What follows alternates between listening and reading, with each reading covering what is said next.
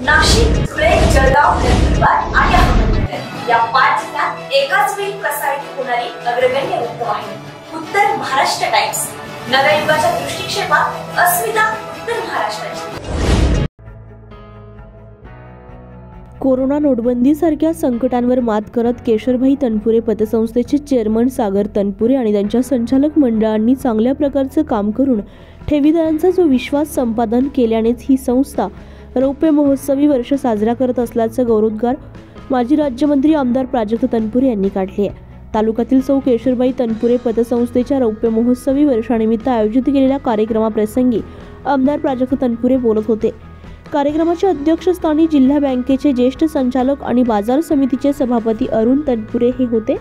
यावेळी साई आदर्शचे संस्थापक चेअरमन शिवाजी कपाळे, प्रेरणा मल्टीस्टेटचे चेअरमन सुजित वाबळे, संस्थेचे मार्गदर्शक बजरंग पाटील तनपुरे, ज्येष्ठ सभासद आणि मार्गदर्शक विठ्ठलराव तनपुरे, व्यंकटेश लॉन्सचे संस्थापक संभाजीराजे तनपुरे, डॉक्टर तनपुरे, माजी संचालक बाळासाहेब गाडे, ज्ञानदेव वराळे, अरुण कल्हापुरे, मराठा महासंघाचे जिल्हाध्यक्ष शिवाजी दौले, सावळेराम नाना तनपुरे, तालुका अध्यक्ष दिनकर पवार, रावसाहेब तनपुरे, संस्थेचे माजी chairman Sadashivrao Sarode, vice chairman Tulshiram Tanpure, संस्थेचे विद्यमान चेअरमन सागर तनपुरे आदी उपस्थित होते. यावेळी आमदार प्राजक्त तनपुरे म्हणाले की संस्थेचे संस्थापक कैलासवासी कैलास तनपुरे यांच्या निधनानंतर सागर तनपुरे यांनी बजरंग पाटील तनपुरे यांच्या मार्गदर्शनाखाली संस्थेच्या 25व्या वर्षात पदार्पण केले. कैलासवासी कैलास दादा तनपुरे यांनी लावलेल्या रोपट्याचे आज मोठ्या वृक्षात पदार्पण करत तिचा जिल्ह्यात नावलौकिक झाला असून संस्थेचे चेअरमन सागर तनपुरे आणि त्यांच्या संचालक मंडळास शुभेच्छा दिल्या. कोरोनाचे संकट रात्रीतून घेतलेल्या नोटबंदीच्या निर्णयाचा अनेक छोट्या मोठ्या संस्थांना त्याचा फटका बसलाय. तरीही त्या संकटावर मात करत संस्थेने ठेवीदारांचा विश्वास संपादन करून त्यातून मार्ग काढलाय. दिवसेंदिवस शेतकरी वर्गाच्या अडचणीत वाढ होत चालली असून यावर्षी पाऊस कमी झाला. मुळा धरणातील पाणी समन्यायी पाणी वाटपाच्या धोरणाने जायकवाडी धरणात पाणी सोडावं लागल्यामुळे शेतकरी आणखीच अडचणीत सापडला. वास्तविक अडचणीत सापडलेल्या शेतकऱ्याला सरकारनं आधार देण्याऐवजी आणखीनच संकटाचा सामना शेतकऱ्यांना करावा लागतोय. या प्रश्नावर राज्यातील विरोधी पक्ष म्हणून विधानसभेत आवाज उठवण्याचं काम आम्ही करतोय. सरकार सर्व घटकांसाठी नुसत्या घोषणा करत आहे, परंतु प्रत्यक्ष हातात काही नाहीये. पीक विम्याचा काही फायदा नाहीये. भविष्यात होणाऱ्या निवडणुका लक्षात घेता केंद्र सरकारने शेतमालाचे भाव वाढवून त्याचा फटका शहरी भागातील जनतेला बसू नये याची काळजी घेत असून शेतकरी वर्गाकडे दुर्लक्ष करत आहे.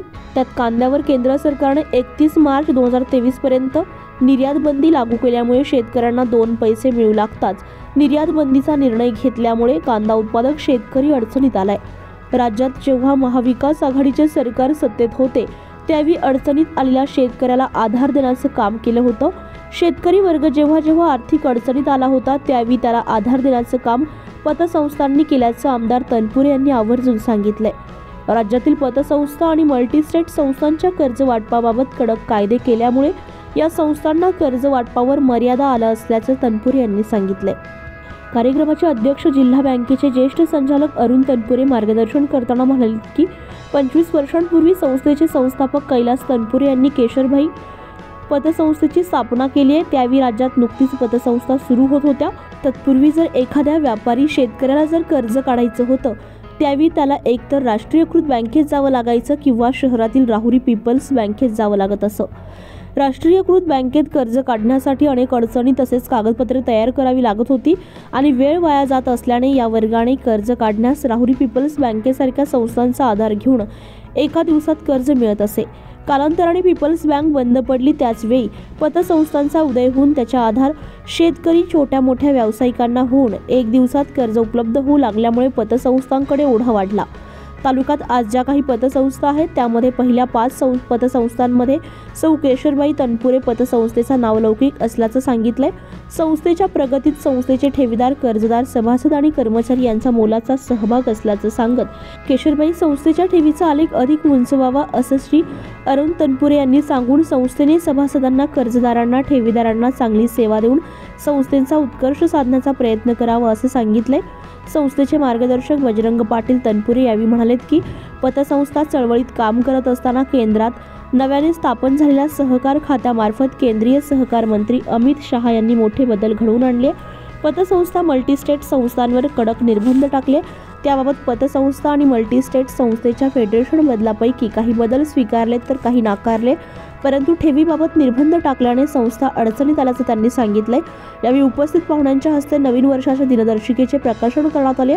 प्रास्ताविक संस्थेचे संचालक संतोष आघाव आणि सतीश वाळुंज यांनी केले। कार्यक्रमाचे सूत्रसंचालक अप्पासाहेब ढोकणे आणि मॅनेजर कांचन पानसंबळ यांनी केले।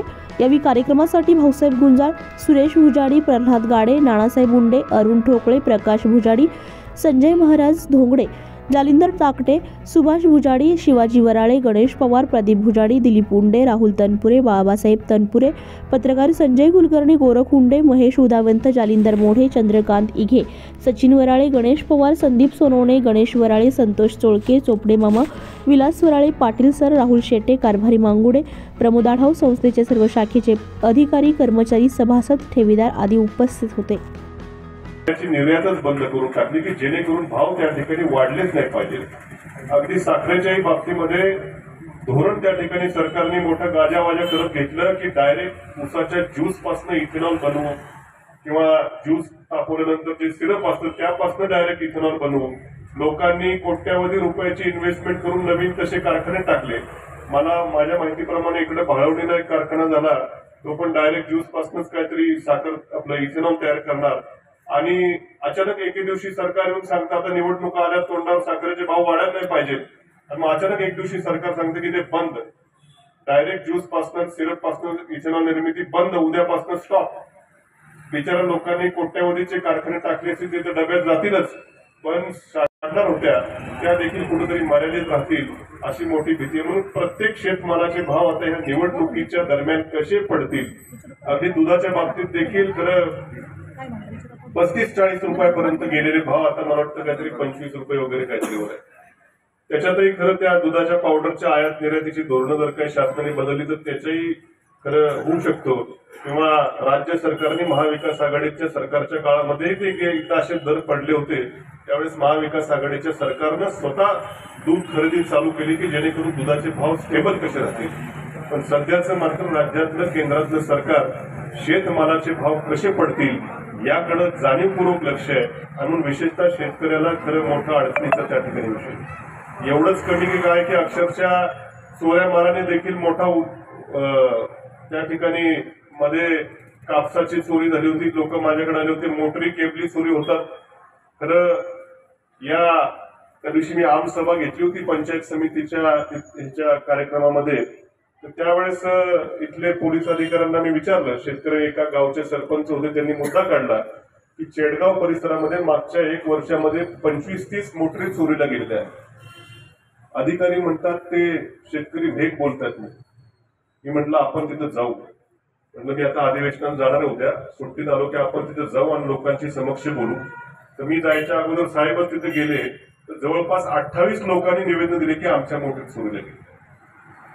खरं आमचं सरकार असताना मी जर मंत्री असतो 2 मिनिटात अधिकारी सस्पेंड केला असतं।